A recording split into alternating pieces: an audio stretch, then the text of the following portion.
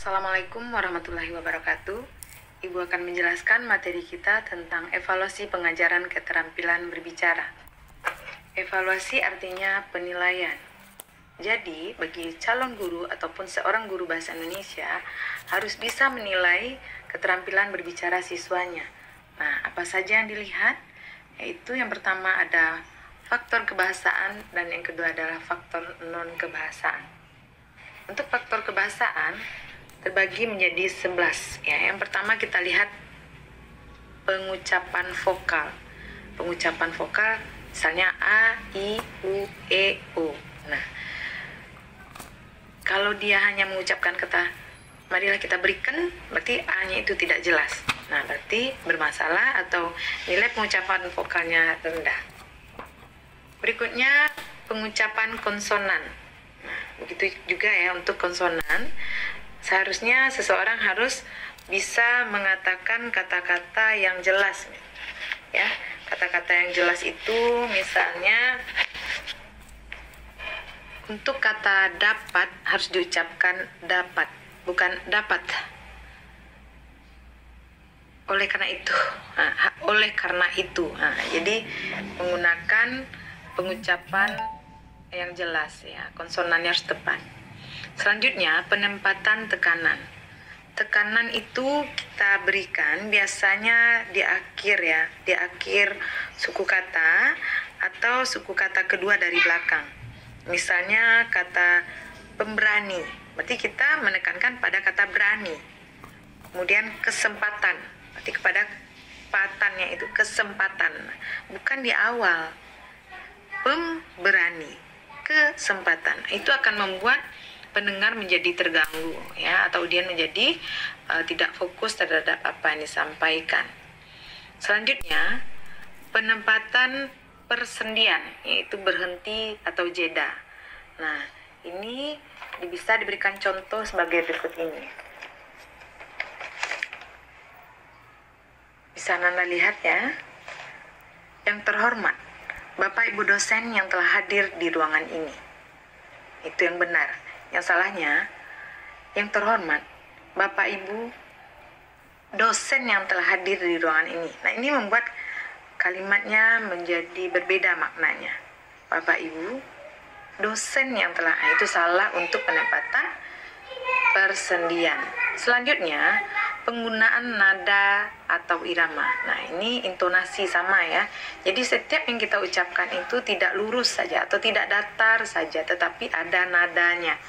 Misalnya, yang terhormat, Bapak Ibu dosen yang telah hadir di ruangan ini, dan yang teristimewa kepada seluruh peserta kuliah umum kewirausahaan pada hari ini di Aula Gedung B STKIP PGRI Sumatera Barat. Itu kan terlihat adanya nada, adanya perbedaan iramanya, penggunaan iramanya ya. Nah, selanjutnya pilihan kata. Kata yang diucapkan itu harus ada pilihannya ya, diksinya itu artinya kata yang diucapkan harus tepat, jelas dan bervariasi. Jelas di sini adalah mudah dimengerti oleh pendengar. Pendengar akan lebih senang atau lebih memahami kalau kata-kata yang didengar itu sudah dikenal oleh pendengar ya. Tapi kalau kata-katanya terlalu asing itu membuat pendengar menjadi bingung. Nah, ini sebaiknya dihindari kata-kata yang terlalu asing gitu. Selanjutnya, untuk pilihan ungkapan mirip tetapi ini dalam bentuk ungkapan, dalam ini tatarannya kata.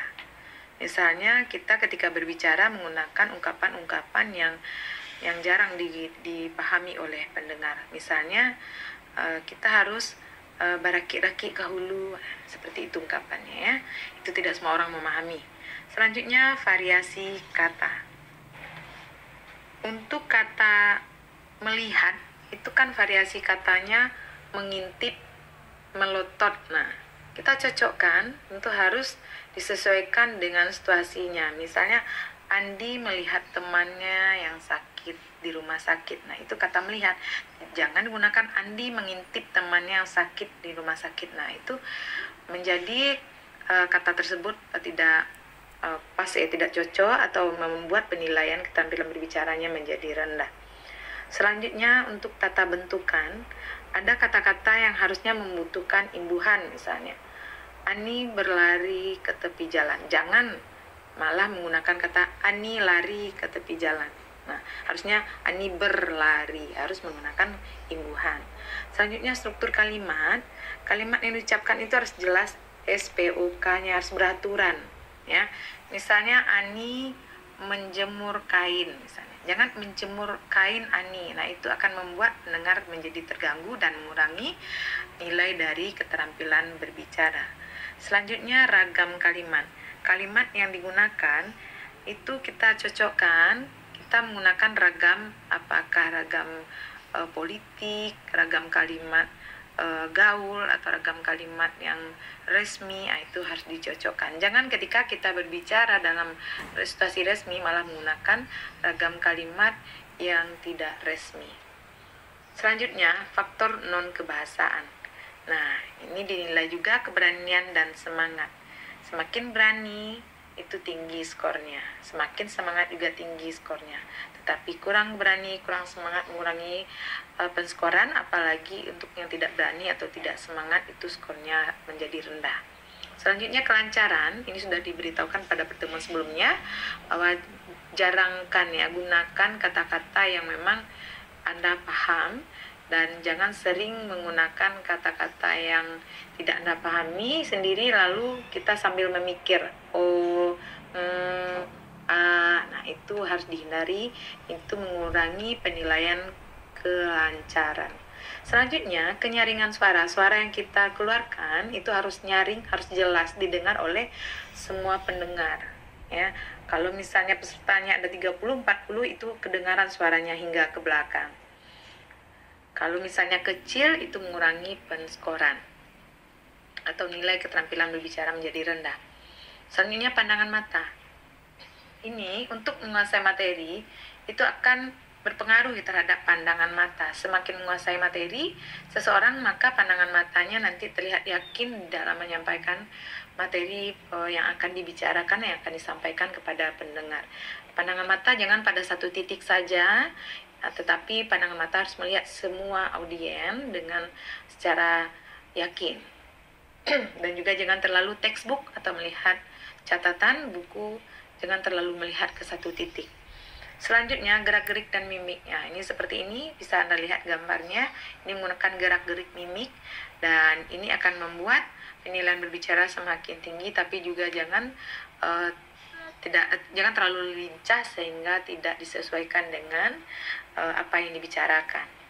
Selanjutnya keterbukaan. Jadi juga dinilai apakah si pembicara bisa menerima segala kritik, saran atau adanya masukan-masukan dari si pendengar. Penalaran di sini maksudnya semua yang dibicarakan harus logis, masuk akal. Penguasaan topik berarti si pembicara harus menguasai topik atau apa yang ingin disampaikan. Karena tidak menguasai topik, maka nanti nilai berbicaranya juga menjadi rendah. Ini saling berkaitan, kadang bisa dilihat dari kelancaran. Kalau dia tidak lancar berarti dia tidak menguasai topik. Baik, selanjutnya kita masuk ke cara penilaian atau membuat rubrik penilaian. Yang pertama itu faktor-faktor yang dinilai, dibuatkan tabelnya.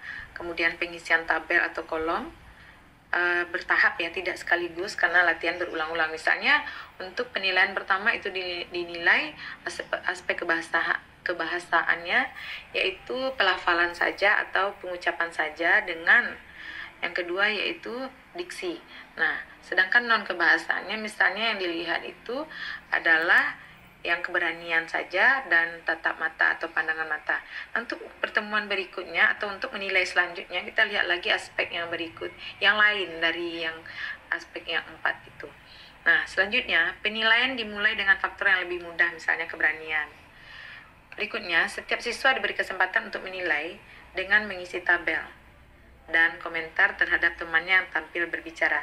Jadi siswa diberikan kesempatan untuk menilai temannya sendiri, lalu memberikan komentar di sampingnya. Setelah semua siswa atau mahasiswa selesai berbicara, yang bertugas sebagai pengamat mengungkapkan komentarnya. Jadi disampaikan juga secara lisan bahwa kekurangan si Andi misalnya pada pelafalan ada yang tidak jelas atau tidak melihat audiens atau tidak menatap mata pendengar dan lain sebagainya. Guru yang meluruskan dan menyimpulkan komentar-komentar tersebut. Di akhir pembelajaran maka guru atau dosen menyampaikan apa kekurangan, siapa yang paling bagus dalam berbicara, siapa yang masih memerlukan perbaikan. Baik, ini contoh yang sederhana untuk kriteria rubrik penilaiannya: kelancaran pengucapan, intonasi, pilihan kata, skor tertinggi 3, kemudian 2 dan 1. Berikutnya begitu seterusnya. Nanti akan Ibu bagikan rubrik penilaian contoh yang lainnya. Oke, Bu.